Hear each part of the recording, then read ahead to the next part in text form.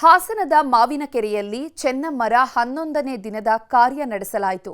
ಪುಣ್ಯತಿಥಿಗೆ ಲಕ್ಷಾಂತರ ಮಂದಿ ಹರಿದು ಬಂದಿದ್ದು, ಬಂದವರಿಗೆ ಭರ್ಜರಿ ಊಟದ ವ್ಯವಸ್ಥೆ ಮಾಡಲಾಗಿತ್ತು.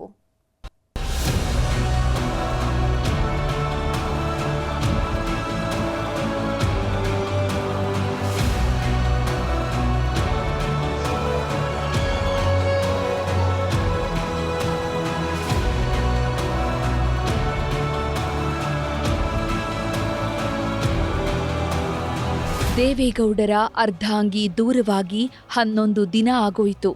ದೊಡ್ಡಗೌಡರ ಮನೆಯ ನಂದಾದೀಪ ಆರಿ 2 ವಾರ ಆಗ್ತಾ ಬಂತು. ಆದರೆ ಮನೆಯಲ್ಲಿ ಮೂಡಿರೋ ಮೌನ ಇನ್ನೂ ಮರೆಯಾಗಿಲ್ಲ. ಚೆನ್ನಮ್ಮ ಇಲ್ಲ ಅನ್ನೋದನ್ನ ಇಡೀ ಕುಟುಂಬ ಈ ಕ್ಷಣಕ್ಕೂ ಅರಗಿಸಿಕೊಳ್ತಿಲ್ಲ. ಇದರ ಮಧ್ಯೆ ಈಗ 11ನೇ ದಿನದ ಉತ್ತರ ಕ್ರಿಯೆ ನಡೆದಿದೆ.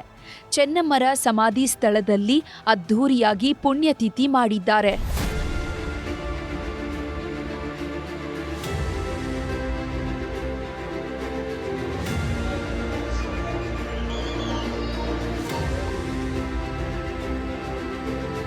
ಚೆನ್ನಮ್ಮ ಅಗಲಿ ಇವತ್ತಿಗೆ 11 ದಿನ ಆಗಿದ್ರಿಂದ ದೇವೇಗೌಡರ ಇಡೀ ಕುಟುಂಬ ಅದ್ಧೂರಿ ಪುಣ್ಯತಿಥಿ ಕಾರ್ಯವನ್ನ ನೆರವೇರಿಸಿದೆ. ಮೊದಲಿಗೆ ಹೊಳೆ ನರಸೀಪುರದಲ್ಲಿರೋ ರೇವಣ್ಣ ಮನೆಯಲ್ಲಿ ವಿಧಿವಿಧಾನಗಳನ್ನ ನೆರವೇರಿಸಲಾಯಿತು.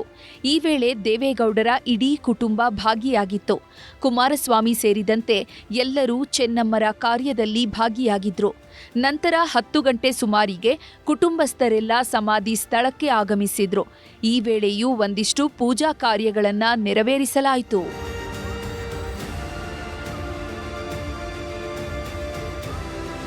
ಚೆನ್ನಮ್ಮ ಸಮಾಧಿಗೆ ಪೂಜಾ ಕಾರ್ಯಗಳು ನಡೆಯೋ ವೇಳೆ ದೇವೇಗೌಡರ ಮೂಕ ರೋಧನೆ ಎಲ್ಲರ ಕಣ್ಣಾಲೆಗಳನ್ನ ಒದ್ದೆ ಮಾಡುವಂತಿತ್ತು.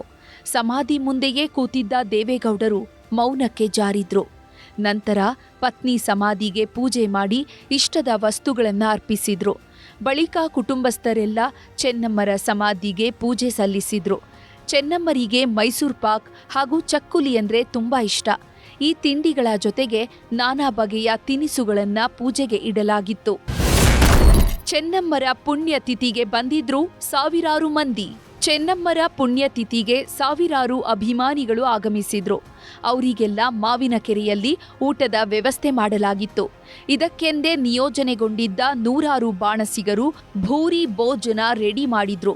ರೊಟ್ಟಿ, ಚಪಾತಿ, ಬಗೆ ಬಗೆಯ ಒಡೆ, ಕಜ್ಜಾಯ, ಪುಳಿಯೋಗರೆ, ಮೈಸೂರು ಪಾಕ್, ಬಿಸಿಬೇಳೆಬಾತ್, ಪಾಯಸ, ಅನ್ನ ಸಾಂಬಾರ್ ಸೇರಿದಂತೆ 25 ವೆರೈಟಿ ತಿನಿಸು ಸಿದ್ಧವಾಗಿತ್ತು. ಬಾಣಸಿಗರು ಸೇರಿದಂತೆ 2,500 ಸಿಬ್ಬಂದಿ ಅಡುಗೆ ಕೆಲಸದಲ್ಲಿ ನಿರತರಾಗಿದ್ರು. ಊಟದ ವ್ಯವಸ್ಥೆಯಲ್ಲಿ ಯಾವುದೇ ಕುಂದುಕೊರತೆ ಆಗಬಾರ್ದು ಅಂತ 14 ಕೌಂಟರ್ಗಳನ್ನು ತೆರೆಯಲಾಗಿತ್ತು.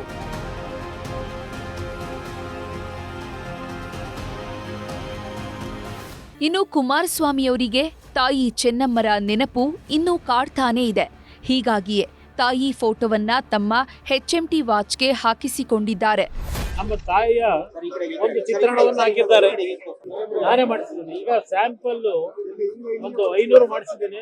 ನಮ್ಮ ತಾಯಿ ನೆನಪಿಗೆ ನಿಮ್ಮೆಲ್ಲರಿಗೂ ಒಂದು ಕೊಡಬೇಕು ಅಂತ. ಚೆನ್ನಮ್ಮರ ಪುಣ್ಯತಿಥಿ ವೇಳೆ ಮೈಸೂರಿನ ಕಲಾವಿದರಾದ ಪುನೀತ್ ಹಾಗೂ ರವಿ ಅದ್ಭುತವಾದ ಚಿತ್ರ ಬಿಡಿಸಿದ್ರು.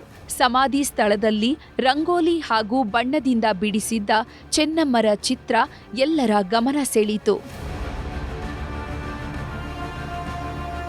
ಒಟ್ನಲ್ಲಿ ಚೆನ್ನಮ್ಮರ 11ನೇ ದಿನದ ಕಾರ್ಯ ಮುಗಿದಿದ್ದು ಸಾವಿರಾರು ಮಂದಿ ಸಮಾಧಿಗೆ ಪೂಜೆ ಸಲ್ಲಿಸಿದ್ರು. ಕೃಷ್ಣ ಇಬ್ಬೀಡು, ನ್ಯೂಸ್ 18 ಹಾಸನ.